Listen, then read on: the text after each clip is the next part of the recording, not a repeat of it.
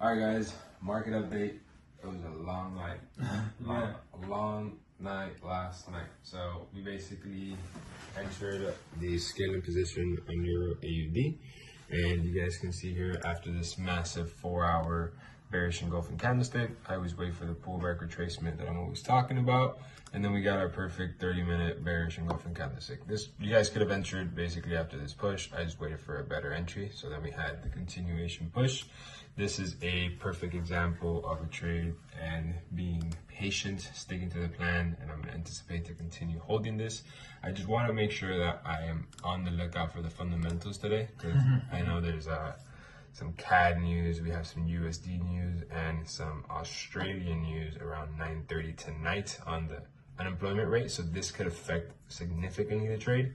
I might move my stops a little bit into around this area, really depending on how the market moves, simply because I'm tired of like being up and then wait out, and then wait out and we like lose it out again. You know, I mean, you know, like I shouldn't be doing that, but I want to make sure that I am somewhat scaling the account slowly. Yeah, no, I understand. Now, something that just, now that we were like staying up this all night, I mean, is it normal for trades to happen like at 4 or 3 in the morning? Like, are there so often? Is it normal for trades to happen at 4 or 3 in the morning? I say yeah. Like, it really depends on the type of trade that you're gonna see. It depends on the market. It depends on the day it is. I see trades happening in London session the majority of like Tuesday, Wednesday, Thursday. Obviously, there's no London session on Friday, and then Monday things are kind of just like prepping. Yeah. So yeah, I'd see that like, I mean, it's like a 50-50 for the week, right? There's no exact concrete answer that it always happens at 3, 4 in the morning. Okay, so then if you had to choose, it will be London or New York. I mean, for the best like quality trades. It's tough to say the best quality. I would much rather take a trade there in London. London? Yeah, because I entered a trade on London. It has a push like this, and now during New York, it pushes more. You get me? So like, I want to enter when I have the most time where it's just going to continue to push. For the next 3 hours, it's just going to stop until London. Yeah. You know. So market update on the other markets. AUD CAD, we currently have a perfect example of patience, right? Right here, we did not have a break and retest. Well, first of all, we did not have the engulfing from this level how we've been anticipating. So price just continued to go to the upside. As soon as we had this engulfing, we are now bullish. This is now the higher high, higher low. So we broke above the structure level, meaning I'm only going to be interested once we have a shift. So we avoided that loss there.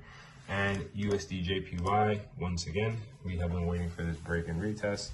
It is yet to happen. It happened from the structure point kind of above here, but it's not the cleanest for me. The daily time frame has closed with a strong daily bullish engulfing, so I'm just gonna be on the lookout for it. Euro GBP is another example of just patience. Break and retest never happened, so we never took the trade. And Euro USD has literally done nothing. It's just been at a full-blown standstill, and we are currently waiting for it to have a potential reaction from this area. I'm very interested in this position to enter buys. I'm probably just gonna have to wait for this daily time frame to close. And last but not least is GBP NZD. So as of right now, we did not manage to have the pullback all the way to the high, and we are currently just floating around here. So I believe this is creating a double bottom to then potentially have the push. But this is the main one that we're gonna keep our eye on and make sure that we're being very patient on. News are coming tonight, so make sure that you guys are conservative. You've been seeing how the market's moving really quick. Very volatile. Very volatile. So that being said, that's the update for today. Check back in later.